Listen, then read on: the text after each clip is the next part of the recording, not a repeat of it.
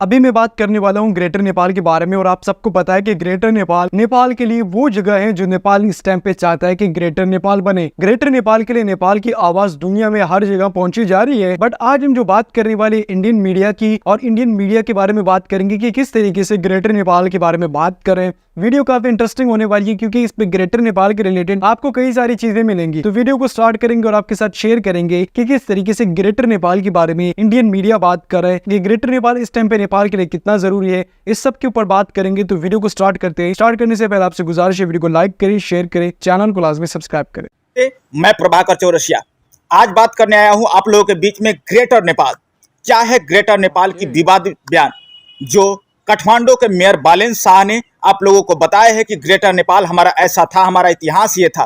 तो इसी इतिहास के बारे में हम आपको ये डिटेल से बताएंगे कि क्या है नेपाल का इतिहास और क्या था ग्रेटर नेपाल और अखंड भारत क्या था, उसके बारे में भी बताएंगे। तो चलिए आज का वीडियो हम शुरू करते हैं।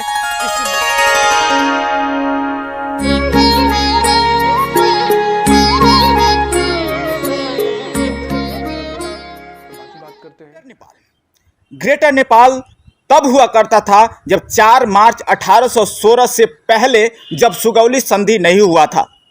आप इस बात को जान लीजिए कि सतयुग में नेपाल को सत्यवती कहा जाता था, त्रेता युग में तपोवन कहा गया और द्वापर युग में मुक्ति सोपान के नाम से जाना जाता था और फिलहाल अभी के वर्तमान स्थिति में हम कलयुग में इसे नेपाल के नाम से जानते हैं।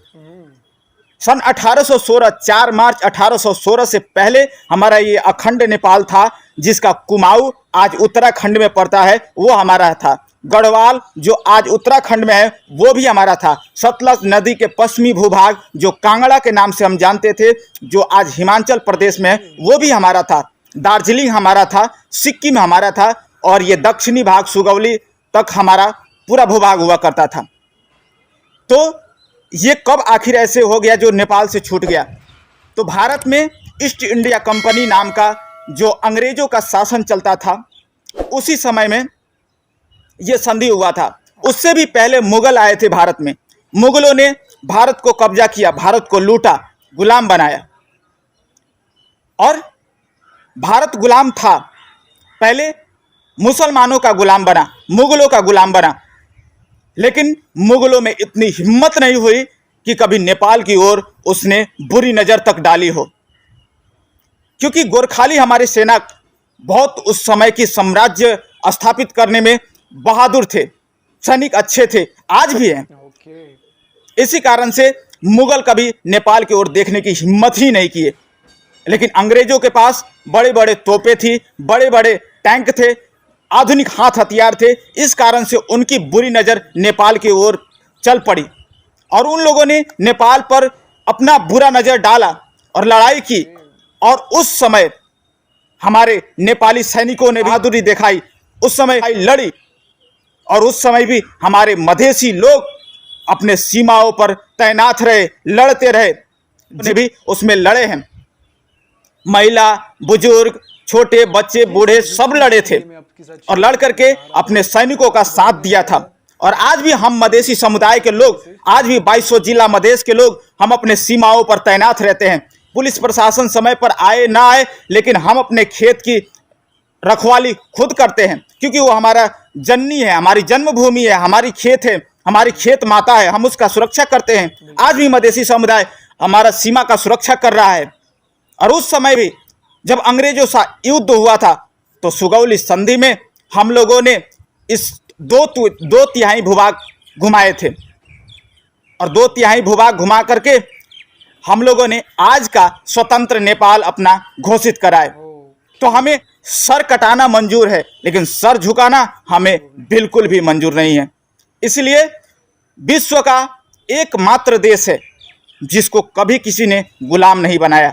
इसलिए भारत सन 1947 में 15 अगस्त 1947 को आज़ाद हुआ है, इसलिए वो आज़ादी दिवस मनाता है। लेकिन हम नेपाली का कोई आज़ादी दिवस नहीं है, क्योंकि हम कभी गुलाम हुए ही नहीं। ब्रिटिश शासन पूरे विश्व पर आधिपत्य जमाया हुआ था, लेकिन वो नेपाल पर भी आधिपत्य जमा नहीं सका। हमने जो भूभाग उसने जीता उसको हमने उसे रिटर्न कर दिया, उसे दे दिया, लेकिन हम अपने पूरे ज़मीन पर उसे हड़पने नहीं दिया, हमने उसे शासन करने नहीं दिया। इसलिए हम वीर गोरखा सैनिकों की भी उन लोगों ने बहुत प्रशंसा किया है। इसीलिए आज गोरखा ब्रिगेड के नाम से ब्रिटिश आर्मी है और भारतीय सैनिकों में भी हमारा गोरखा रेजिमेंट के नाम से काम करते हैं और हमारे नेपाल में तो गोरखाली सेना है ही। तो इसलिए नेपालियों का जो शासन सत्ता रहा है वो निष्पक्ष रहा है और हमेशा देशभक्ति में, देश शासन में इस देश के जनता देशभक्त हैं। इन लोगों ने कभी देश से गद्दारी नहीं की है, इसलिए इस देश को गुलाम कभी किसी ने बना ही नहीं पाए हैं। आंख उठाने की हिम्मत भी किसी ने नहीं रखा है और आज भी ऐसा नहीं है कि भारत में बैठने वालों ने ऐसे ही छोड़ दिया होगा, नेपाल के ऊपर आक्रमण नहीं करते हैं। किया था ना, अंग्रेजों का जब शासन था तब ईस्ट इंडिया कंपनी वालों ने हम पर आक्रमण किया, लेकिन उस आक्रमण का मुंह तोड़ जवाब हमने दिया है और उसी के कारण आज नेपाल सुरक्षित है।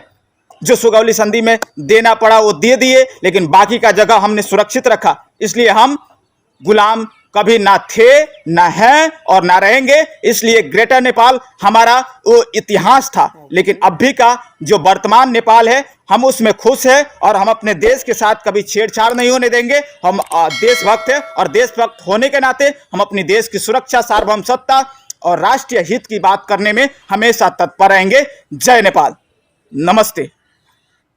देखिए, सबसे पहले तो मैं यहाँ पे ये बात करूँ कि इंडियन मीडिया में इस टाइम पे ग्रेटर नेपाल के बारे में इसीलिए भी बात की जाती है क्योंकि ग्रेटर नेपाल एक ऐसा मुद्दा है जो पूरी दुनिया में इस टाइम पे बात की जा रही है इसके बारे में। ग्रेटर नेपाल वो इलाका था नेपाल का जो 1816 तक नेपाल के पास था और ब्रिटिश ने इनसे लेके हिंदुस्तान के अंदर शामिल कर लिया। अब इनका मकसद ये था कि हिंदुस्तान के अंदर शामिल करना, क्योंकि ये चाह रहे थे, क्योंकि ब्रिटिश ये चाहते थे कि बहुत बड़ा हिंदुस्तान हो और उस पर हम कब्जा करो, जितने भी मिनरल्स या नेशनल रिसोर्सेज है उसको ऊपर हम कब्जा कर ले। अब आप सबको पता है कि नेपाल के अंदर काफी ज्यादा नेशनल रिसोर्सेज पाई जाती है, बट नेपाल ने अभी तक उसको डिस्कवर नहीं किया। ये इंटरनेशनल मीडिया की न्यूज है, इसके ऊपर भी मैंने रिएक्शन दिया, आपके साथ शेयर किया था। यहाँ पे जो नेपाल की बात थी वो इसीलिए थी कि नेपाल की जमीनों पे ब्रिटिश इसीलिए कब्जा करना चाह रहे थे कि नेपाल के अंदर जितनी भी चीजें उसको ऊपर कब्जा किया जाए। ब्रिटिश की भी किस्मत खराब थी कि उन्होंने जैसे नेपाल की जमीन ली उसके 100 सालों के, तकरीबन 100-150 सालों के बाद ही उनसे ये सारी जमीनें खुद चली गई और एक आज़ाद हिंदुस्तान बन गया और पाकिस्तान बन गया।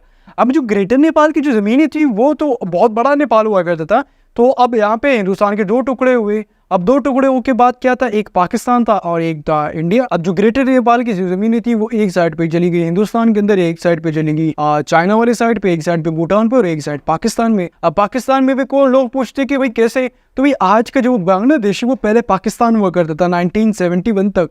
तो यहाँ पे जो हम बात कर रहे हैं वो 1947 की कर रहे हैं। तो 1947 में बांग्लादेश पाकिस्तान हुआ करता था। उस टाइम के पाकिस्तान के अंदर आज का जो बांग्लादेश है उसके अंदर ग्रेटर नेपाल की ज़मीनें चली गई। वो काफ़ी टाइम तक चली, तकरीबन 20 सालों तक चली और फिर क्या हुआ कि वही ज़मीनें जो थी वो ग्रेटर नेपाल की ज़मीन जो पाकिस्तान के अंदर थी फिर वो कन्वर्ट हो गई बांग्लादेश के अंदर, क्योंकि आज का बांग्लादेश पहले पाकिस्तान हुआ करता था। तो इस तरीके से जो ओवरऑल ग्रेटर नेपाल के बारे में इंडियन मीडिया की बात या राय है वो यही कहना चाह रहे कि भाई ये नेपाल की ज़मीन थी, हम इसको मानते हैं बट हम इसको नहीं देंगे, क्योंकि कुमाऊं, गढ़वाल, उत्तर प्रदेश, उत्तराखंड, बिहार, इन सभी जगहों की सारी हिस्ट्री जब आप निकालोगे तो आपको पता चल जाएगा कि भाई ग्रेटर नेपाल क्या था, नेपाल की ज़मीनें क्या है, एक्चुअल में नेपाल किस तरीके से दिखता था। ये सारी हिस्ट्री है। हिस्ट्री जब आपको देखनी पड़ेगी, हिस्ट्री जब आप पढ़ोगे तो आपको सारी चीज़ें बिल्कुल एज इट इज़ सामने मिल जाएगी। तब आप इसके ऊपर यकीन कर सकते हैं कि भाई नेपाल क्या था, ग्रेटर नेपाल क्या था और नेपाल की ज़मीनें क्या थी। वीडियो अगर अच्छी लगी है तो वीडियो लाइक करें, शेयर करें, चैनल को सब्सक्राइब करें। मिलते हैं नेक्स्ट वीडियो में।